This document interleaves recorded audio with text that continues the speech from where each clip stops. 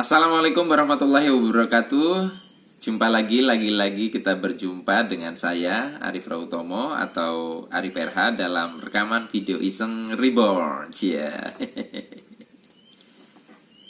Pada kesempatan kali ini bahasan kita temanya adalah beberapa PR ya. PR ini pekerjaan rumah ya. Beberapa PR jika Anda mau bergeser dari karyawan menuju menjadi seorang wirausahawan. Ya, PR jika Anda mau bergeser dari karyawan ke wirausahawan.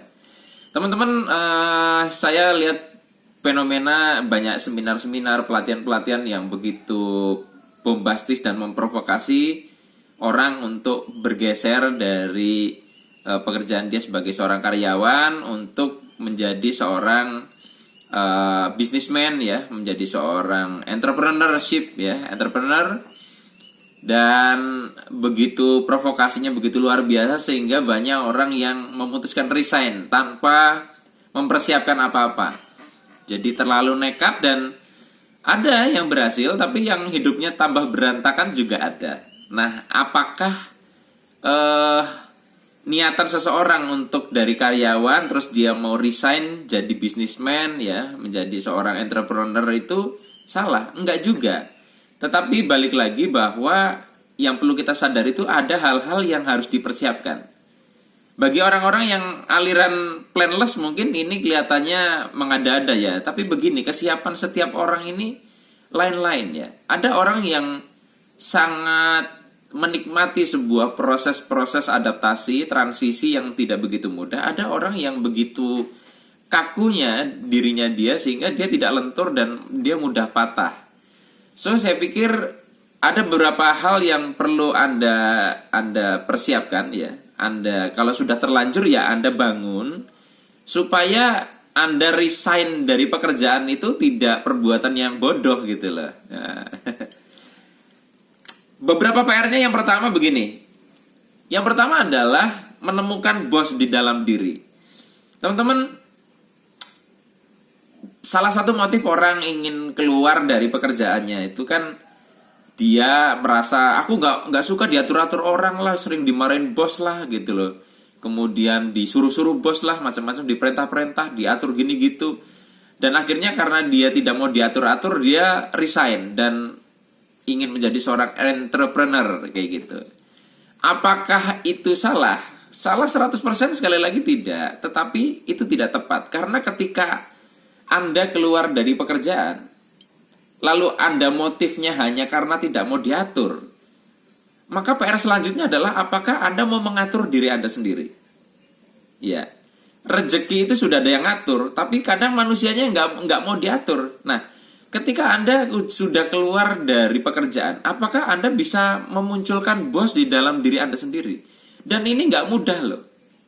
Anda yang biasanya termotivasi, takut dipecat, takut dimarahi bos, lalu berangkat pagi, bangun pagi, ya, mengerjakan tugas sesuai dengan jadwal. Ketika Anda resign, kalau Anda tidak punya bos di dalam diri Anda bisa malas-malasan, Anda bisa ngawur dalam menjalankan usaha. Akhirnya apa? Ya nggak berhasil. Nah, kebanyakan orang kan kayak gitu. Mereka hanya ingin keluar dari pekerjaan, tidak mau diatur. Padahal sebetulnya dimanapun tetap kita perlu keteraturan.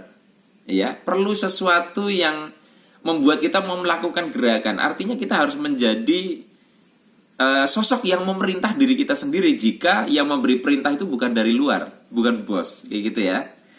Yang kedua ya, adalah berdamai dengan ketidakpastian. Teman-teman semua, Anda yang sudah lama jadi karyawan ya, jadi pegawai udah biasa tiap bulan gajian, dan mungkin jumlahnya cenderung relatif tetap pasti ada dalam tanda kutip, apalagi kalau Anda itu bekerja di institusi yang Anda katakan mapan ya, misalnya di pemerintahan atau di non swasta ya, BUMN gitu. Nah, dengan biasa pasti seperti itu lalu Anda masuk ke dalam dunia bisnis yang tidak pasti, itu akan menimbulkan satu kekhawatiran yang luar biasa. Ya, jadi Anda akan mengalami kekacauan psikologis jika Anda tidak mampu mensikapi ketidakpastian ini. Bagi orang-orang yang sudah menyelami dunia wirausaha, ketidakpastian itu artinya adalah bahwa penghasilan kita itu tidak ada satu angka yang pasti. Artinya bisa segitu, bisa lebih dari segitu, dan bisa juga kurang dari segitu. Nah, jadi kalau Anda mau berwirausaha, jangan pernah punya mindset berpenghasilan tetap. Karena itu mindset karyawan. Kalau Anda mau jadi wirausahawan, maka mindsetnya adalah tetap berpenghasilan. Dan itu bisa Anda naikkan tergantung kinerja Anda sendiri. Kalau di karyawan, kinerja Anda bagaimanapun tetap penilaian bos menentukan. Bos nggak suka, Anda mau bagus kerjanya, Anda nggak bisa naik gaji. Kan gitu, ya. Nah, kemudian terus-menerus belajar. Nah, kesalahan orang itu gini. Kalau jadi karyawan itu nggak terlalu sering belajar, dalam artian belajar hal-hal lain, nggak ada masalah ya. Ya, karena kerjanya gitu-gitu aja. Kalau misalkan Anda kerja, terus pekerjaannya hanya suruh ngetik, ya suruh ngeprint, ya ngapain lagi? Ya itu aja cukup gitu loh, dan Anda sudah bisa hidup. Tapi kalau Anda menjalankan sebuah usaha, di mana usaha itu variabelnya sangat kompleks, Anda harus belajar hal-hal baru. Nah, kalau mentalitas Anda tidak mau belajar, itu tidak dihilangkan, ya, tidak bergeser menjadi orang yang haus belajar, Anda bunuh diri, resign itu. Anda bunuh diri ketika Anda masuk ke dunia wirausaha, ya.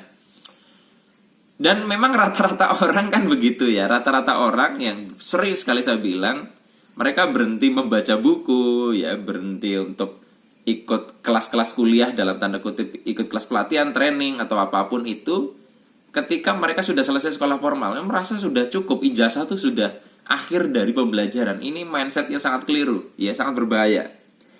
Kemudian yang keempat adalah menguatkan otot spiritualitas. Ini sebenarnya masih sangat nyangkut dengan ketidakpastian ini. Jadi, kalau Anda ingin berlatih tentang pasrah ya, Anda berlatihlah atau mencoba menjadi seorang wirausahawan. Karena jadi seorang wirausahawan itu betul-betul kita betul-betul menyadari bahwa kita hanya bergantung kepada yang memiliki kehidupan.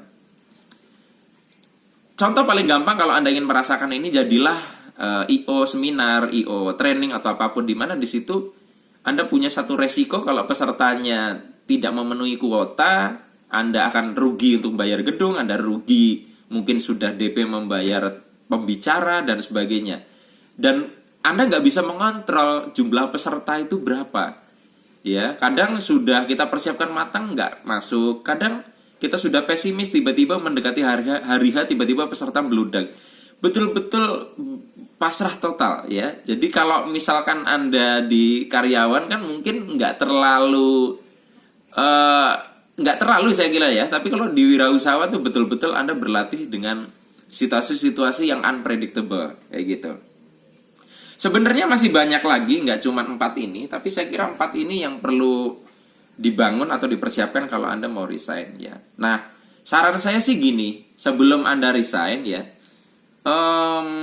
lebih bagus lagi kalau Anda sudah cukup bagus secara finansial, Anda punya tabungan, sehingga selama proses Anda galau ya dalam masa transisi, Anda masih bisa di cover oleh keuangan Anda. Katakanlah satu tahun, janganlah 2 tahun Anda ibaratnya belum menghasilkan dari usaha Anda yang baru, Anda masih bisa hidup, Anda masih bisa menghidupi keluarga. Kalau Anda masih bujangan, memutuskan resign untuk berbisnis itu gampang. Tapi kalau Anda sudah punya tanggungan, sudah punya anak istri, sudah punya hal-hal yang harus Anda nafkahi, tidak sesimpel itu. Dan ini akan mengaruh sekali dengan bagaimana psikologi Anda ketika nanti menjalani usaha Anda. Demikian teman-teman semua yang bisa saya bagikan pada kesempatan kali ini. Mudah-mudahan bermanfaat. Sampai ketemu lagi dalam rekaman video Iseng Reborn yang selanjutnya. Saya akhiri, billahi taufik wal hidayah. Wassalamualaikum warahmatullahi wabarakatuh. See you.